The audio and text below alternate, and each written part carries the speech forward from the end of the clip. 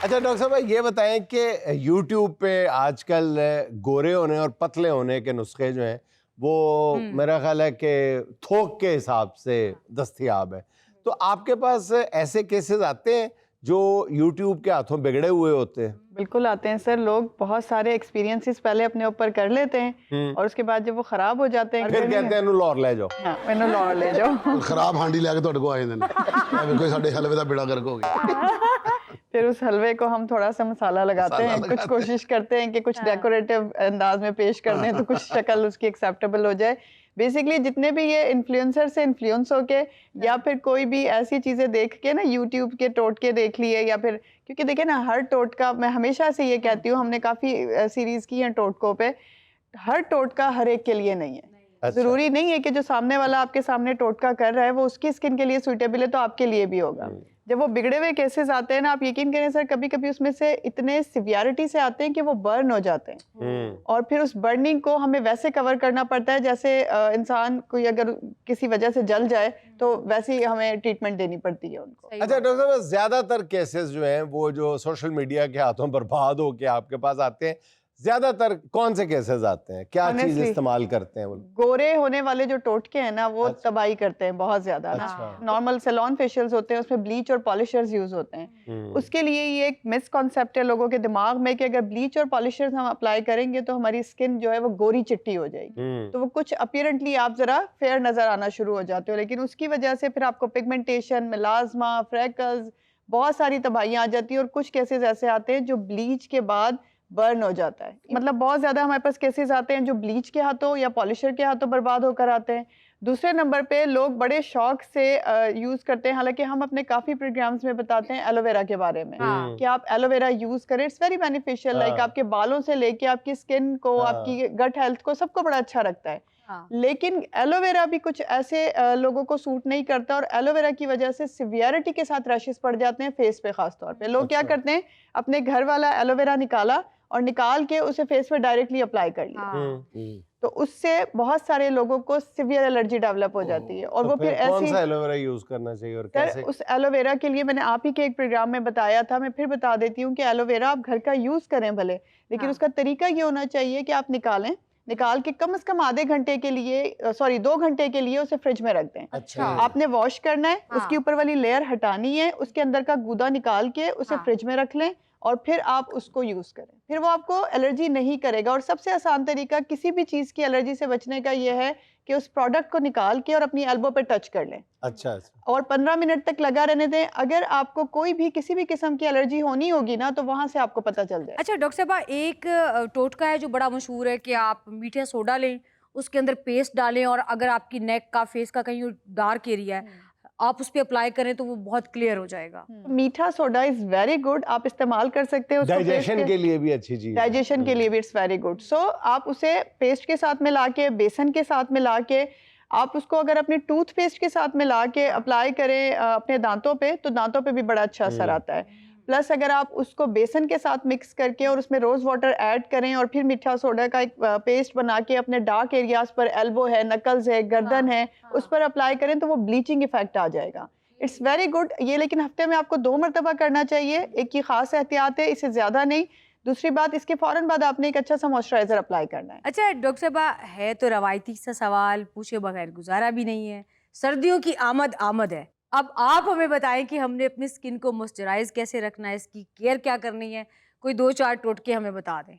देखिए सर्दियाँ ऑलमोस्ट आ ही चुकी हैं बिकॉज अब वेदर इतना तेज़ी से चेंज हुआ है लाहौर का कि हम लोग अपनी जो स्किन है ना उस पर मॉइस्चराइज़र ऐड करना अब हमारी समझ लें कि ज़रूरत बन गया है। हालांकि मैं हमेशा ये कहती हूँ कि मॉइस्चराइज़र आपको हर वेदर में यूज़ करना चाहिए, इधर गर्मी हो या सर्दी हो, आपकी स्किन ऑयली हो या ड्राई हो, आपने हर वेदर में यूज़ करना है।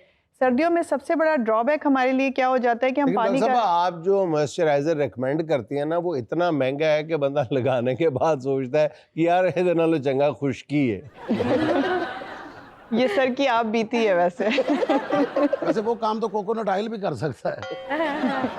देखिए कुछ कोकोनट ऑयल से बात बड़ी होगी तो जुनैद साहब ने यूज किया है, कुछ तो गड़बड़ है। सस्ता ही करते हैं, महंगा महंगा नहीं करते। अच्छा वो जो डब्बा साथ रखा हुआ ना उसके अंदर, पहले कभी कभार उसके अंदर लोशन हुआ करता था, अब तो ये मेरा ख्याल कंपनी भी बंद हो गई, उन्होंने अपने रैपर भी चेंज कर देते हैं। एक्सपायरी डेटा में मिट गई हैं तो अब हर महीने बना उसके अंदर ना आधा किलो सरों का तेल पा लेंगे बैठे इंज घंटा घंटा करते रहते और इंप्रेशन आ रहा था कि बड़ा कीमती लोशन है।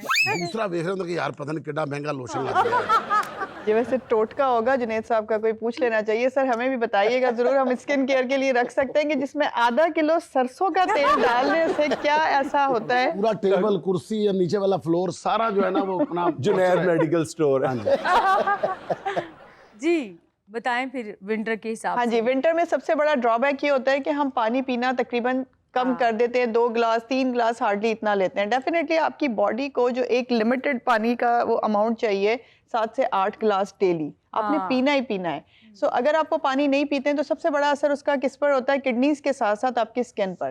स्किन क्या होता है, ड्राई हो जाती है, एक वेदर ड्राई बाहर से, ऊपर से आप पानी नहीं पी रहे, स्किन आपकी ड्राई हो रही है, तो ये डबल इफेक्ट। अच्छा डॉक्टर साहब सॉरी आपकी बात काट रहा हूँ, ये बताइएगा कि गर्मियों में और सर्दियों में रिक्वायरमेंट होती है एक जितनी बॉडी को पानी बॉडी की रिक्वायरमेंट एक जितनी होती है, बट गर्मियों में बढ़ क्यों जाती है, क्योंकि गर्मियों में हमें स्वेटिंग आती है, ठीक है। लेकिन आप अगर उसका सब्स्टिट्यूट देखें, थोड़ा सा हम इसको अगर फोकस करें तो सर्दियों में उतनी ही यूरिनेशन ज्यादा हो जाती है।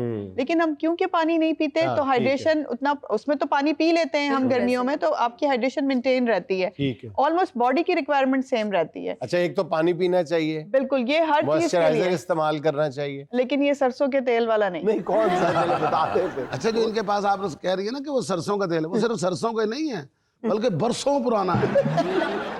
हाँ देखें, ये अब जो ये डब्बा था ना, ये असल में जाना था आसारे कदीमा में। सर ने इसे रख लिया अपने पास और महफूज कर लिया। हम फायदा उठाएंगे वैसे कभी किसी दिन इसका। नहीं होते बच्चे हाथ भी लाने तो आराम आ जाता सिर्फ स्किन का प्रॉब्लम हो ना तो कहते बेटा इन्हें जरा इंज करके देख, अच्छा 2 मिनट इंज करके देखदा किधर दे नाल मैं ठीक हूँ, मैं हाइड्रेट हो गया। हर बुध के बुध मुझसे लेके जाता ही बच्चे नु पराठे खवाना। अच्छा आप हमें बताएं इनकी टोटका। हाँ जी, मैं आपको ये बता रही थी कि जो सस्ता और अच्छा मॉइस्चराइजर है आप घर में तैयार कर सकते हैं। आपके सर टोटके की तरफ एक आते हैं जो बहुत इजी है। अच्छा आपने रोज वाटर लेना है। रोज वाटर अगर आपने 1 लीटर रोज वाटर लिया है तो उसमें आपने कम से कम ½ लीटर ग्लिसरीन ऐड करना है। अर्के गुलाब, ग्लिसरीन जी, अर्के गुलाब प्लस ग्लिसरीन और इजीली क्वांटिटी। सर अगर आपने 1 लीटर लिया है अर्के गुलाब तो आपने ½ लीटर यानी कि उसका आधा लेना है ग्लिसरीन का।